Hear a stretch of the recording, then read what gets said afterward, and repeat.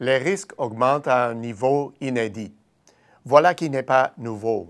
Chaque jour, les grands titres nous le rappellent avec force et confirment cette aggravation des risques.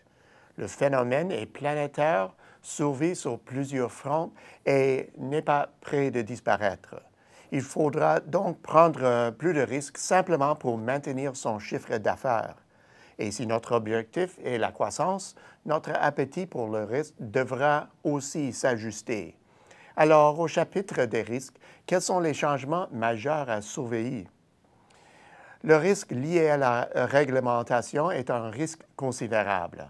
Victime d'une mauvaise gestion des technologies et d'une cupidité sans borne, le système financier mondial a bien failli rendre l'âme en 2008-2009. Voulant absolument éviter une crise du même genre, les organismes de réglementation ont mis en place de solides garde-fous avec quelques conséquences notables. La première est d'augmenter le coût des services financiers, une hausse probablement répercutée aux clients. La deuxième conséquence, les obstacles à franchir pour intégrer le secteur des services financiers sont désormais plus imposants, ce qui avantage les bien nantis et limite la concurrence. Enfin, troisième conséquence, l'accès au financement est plus restreint, en particulier lorsque les risques sont plus élevés.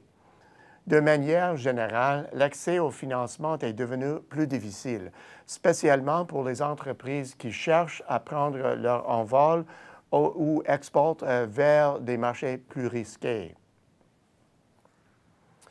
Le risque lié aux politiques, assez nouveau et imprévisible, peut s'avérer coûteux. Des années de croissance anormalement faibles ont alimenté un certain cynicisme envers les institutions de l'après-guerre. Les électeurs déçus ont porté au pouvoir des dirigeantes promettant de corriger la situation. La vague actuelle de politique défavorable au commerce et de menaces d'autres mesures à l'encontre du commerce est la manifestation tangible de ce mouvement. Le monde risque de traverser un long intervalle pendant lequel les politiques se multiplieront, ce qui nuirait à l'activité commerciale. Ce contexte ne fait qu'accentuer la vulnérabilité causée après la récession par le financement bref mais rapide de dépenses budgétaires excessives, dépenses qui seront remboursées dans une ou deux générations. Et pour ne pas arranger des choses, les effets prolongés de l'adoption d'une politique monétaire ultra-accommodante sont encore méconnus. Et puis, il y a le risque de diversification. Voilà qui paraît absurde puisque la diversification est souvent considérée comme un facteur d'atténuation des risques. C'est vrai, mais dans les cas présents, l'élan de la croissance sur des marchés émergents plus risqués augmente la part de ces marchés au PIB mondial au fil du temps, ce qui, de toute évidence, rehausse leur profit de risque au regard du PIB total. Les exportateurs souhaitant suivre l'évolution de la croissance doivent composer avec une intensification des risques liés à la conduite de leur activité. Ils doivent de plus en plus développer et gérer des solutions et des stratégies d'atténuation pour ne se faire distancer par leurs concurrentes. Le risque numérique est aussi en hausse. L'utilisation de technologies perturbatrices favorise l'émergence d'entreprises animées par la mentalité du gagnant remporte la mise. La concentration plus forte des entreprises, comme en témoigne la montée en puissance d'Amazon, de Facebook, de sociétés de services de covoiturage et d'autres sociétés du genre, a accru le risque de déplacement technologique et le besoin de se prémunir d'un tel risque. Ici, des coûts s'expliquent par le fait que l'entreprise doit développer et déployer des solutions technologiques clés en main. Il est révolu le temps des entreprises et des secteurs faisant peu usage de la technologie. Parallèlement au risque numérique, on trouve le risque d'échelle. Les économies d'échelle sont nettement plus faciles à réaliser l'ère de la mondialisation, sans compter qu'ils sont devenus encore plus nécessaires. Pourquoi?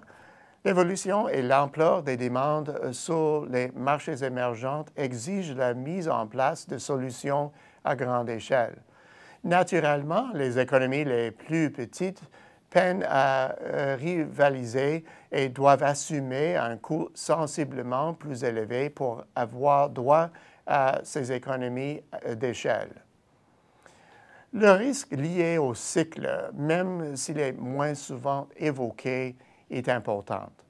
La mondialisation et la présence de technologies abolissantes les frontières ont manifestement étiré le cycle économique mondial.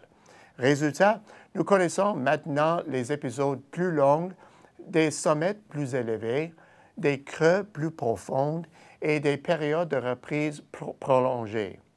De ce fait, les fluctuations plus marquées amplifient le risque de devoir fermer boutique advenant en repli.